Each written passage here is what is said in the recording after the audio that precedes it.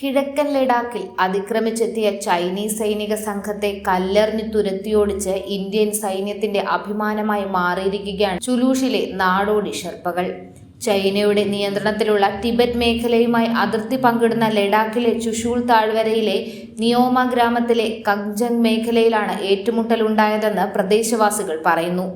ചൈനയുടെ അതിർത്തിയിലുള്ള നിയോമയിലെ കാഗ്ജങ് ഗ്രാമത്തിലെ പെട്രോളിംഗ് പോയിന്റ് 35, 36, 37 എന്നിവിടങ്ങളിൽ പീപ്പിൾ ലിബറേഷൻ ആർമിയുടെ 1 ഡസനെങ്കിലും സൈനികർ എത്തുകയായിരുന്നു. അവരോടൊപ്പം 3 കവചിത വാഹനങ്ങളും ഉണ്ടായിരുന്നു. 3 കവചിത വാഹനങ്ങളുമായി പ്രദേശത്തെത്തി PLA സൈനികർക്ക് നേരെ നാടോടികൾ കല്ലെറിയുകയും മെയ്യുന്നത് തടയാൻ ശ്രമിക്കുകയും ചെയ്യുന്നത് നാട്ടുകാർ ക്യാമറയിൽ പകർത്തി. നാടോടികളെ മെയ്യുന്നത് തടയാൻ PLA സൈന്യം ശ്രമിച്ചെങ്കിലും അവർ ശക്തമായി ചെറുക്കുകയായിരുന്നു.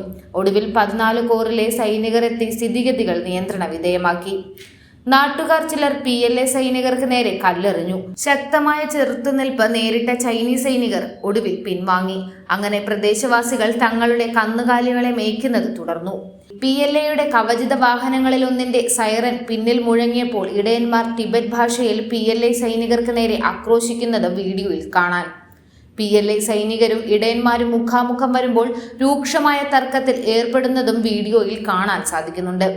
ഒരു PLA പട്ടാളക്കാരൻ സംഭവം ഷൂട്ട് ചെയ്യുന്ന ഇടയന്റെ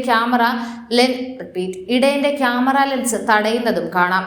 ചുറ്റുമുള്ള സഹസൈനികർ ആ പ്രദേശത്തിന് പുറത്തേക്ക് പോകാൻ ഇടയന്മാർക്ക് നേരെ കൈവീശി സംഭവം ചിത്രീകരിക്കാൻ തുടരുന്നു. അപ്പോൾ ദൃശ്യപരമായി പ്രകോപിതനായ ഒരു ഇടയൻ സംഭവ സ്ഥലത്ത് നിന്ന് തന്റെ കോട്ടിന്റെ അടിയിൽ നിന്ന് ഒരു കവണ പുറത്തെടുത്ത് അതിൽ ഒരു കല്ല് ഘടിപ്പിച്ച് വരുന്ന കവചിത വാഹനത്തിന് നേരെ വീശുകയായിരുന്നു. ഒടുവിൽ സ്ഥിതിഗതികൾ അത്ര പന്തിയല്ലെന്ന് കണ്ട ചൈനീസ് സൈനികർ പിൻവാങ്ങുകയായിരുന്നു. ഇന്ത്യയുടെ സൈനിക വിഭാഗമായ 14 കോർസ് കിഴക്കൻ ലഡാക്കിന്റെ അതിർത്തി പ്രദേശങ്ങളിൽ പാങ്കോങ്ങിന്റെ വടക്കൻ തീരമുള്ള പരമ്പരാഗത മേച്ചിൽ സ്ഥലങ്ങളിൽ അവരുടെ അവകാശങ്ങൾ ഉറപ്പിക്കാൻ മെയ്യുന്നവർക്കും നാടോടികൾക്കും സൗകര്യമൊരുക്കുന്നുണ്ട്.